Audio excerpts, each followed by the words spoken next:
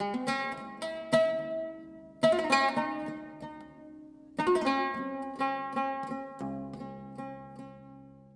suis Myriam Kaldi, directrice du CPCV. Alors le CPCV, c'est le centre pédagogique pour construire une vie active. D'où l'histoire, entre autres, de l'accueil de ce groupe d'hommes migrants, réfugiés, enfin d'êtres humains tout simplement, qu'on accueille depuis novembre dernier, donc novembre 2015. Alors comment ça s'est passé? J'allais dire très naturellement, un accueil un peu bousculé, pas comme les autres accueils dans le cadre de l'hébergement d'urgence, parce que nous gérons des activités d'hébergement, d'accueil d'hébergement d'urgence.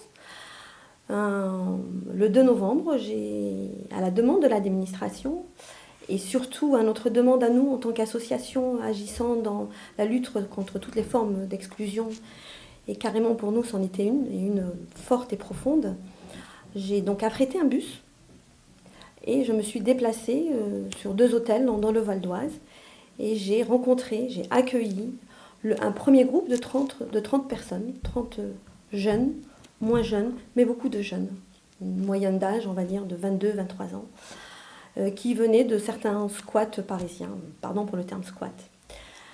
Ils n'étaient pas très à l'aise, ils ne me cernaient pas, ils ne parlaient pas la langue, et je peux vous dire que ça a été, pour les premières minutes, une barrière. L'idée, en tout cas me concernant, était de les rassurer, de faire en sorte, bien sûr, de les repérer, pour qu'ils puissent monter sereinement dans ce fameux bus que j'avais apprêté, et qu'on puisse arriver, j'allais dire, à la maison, arriver au centre du CPCV qui allait les accueillir, et les abriter, et vivre avec eux pendant un certain temps, ou un temps certain. Petit à petit, ça a duré 1-2 heures. J'ai dû aller taper dans certaines chambres, certains repartaient par des couloirs, voilà. Et à un moment donné, j'ai dû moi-même être un peu plus sereine, un peu plus tranquille. Ils ont dû le comprendre, ils ont dû certainement le sentir. Et petit à petit, ils sont montés les uns après les autres dans le bus, me questionnant, tantôt en anglais, tantôt en leur langue. Et on est arrivé au bout de 30 minutes à Saint-Prix, où les attendaient tous les collègues qui étaient prêts à les accueillir. À l'accueil, au restaurant, des travailleurs sociaux, des animateurs. Et voilà la première rencontre, comment elle s'est faite. Alors, le mieux, c'est de dire demandeurs d'asile. Et une fois que leurs démarches sont mises en place, qu'ils ont eu leurs papiers, là, on dit réfugiés. Migrants, non, parce que migrants, c'est plus une démarche économique. Entre guillemets, les migrants qui cherchent un peu le confort, etc. Et là, c'est pas du tout le cas, c'est des réfugiés politiques, donc qui ont quitté leur pays par nécessité réelle. D'accord. Qu'est-ce qu'ils ont connu dans leur pays? Vous êtes au courant de toutes leurs histoires? Ouais, bah là, nous, en ce moment, on accueille en majorité des Afghans. Donc, ça fait 40 ans qu'il y a la guerre et beaucoup de régions sont prises par les talibans. Donc, c'est des histoires. Après, chacun a son histoire personnelle, mais voilà, c'est des situations difficiles. Et après, on a quelques personnes qui sont du Soudan. Donc c'est pareil, c'est des nés au Darfour, des choses comme ça. Donc c'est des situations de guerre et des pays qui sont invivables pour certains. Donc l'accompagnement des demandeurs d'asile au quotidien, il y a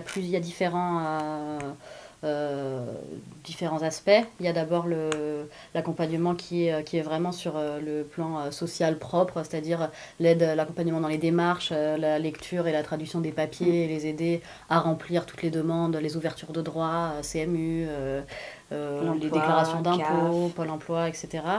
Après, il y a aussi tout un aspect sur la santé où là, on est dans une région où on n'est pas à Paris, quoi. Donc les médecins, très vite, s'ils ne comprennent pas, ont tendance à mal ou pas soigner les gens. Donc ça nous prend du temps de les accompagner pour ceux qui ne sont pas du tout autonomes, de faire traduire avec eux. Oui, parce qu'il y a quand même la barrière de la langue qui est importante et vaut mieux les accompagner, aussi bien pour le médecin que pour le patient. Ouais.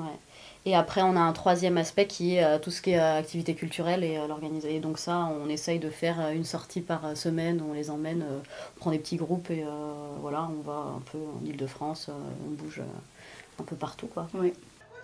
Je crois que c'est un an.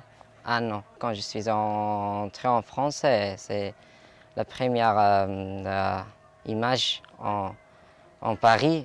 En Paris, c'est c'est clair pour toutes les gens, c'est terrifiant. Moi j'ai vu ça. Et ça t'a plu? Ouais, Ouais. j'aimerais bien ça aussi. La langue française, oui, si les gens essaient beaucoup, mais par exemple, il y a un proverbe que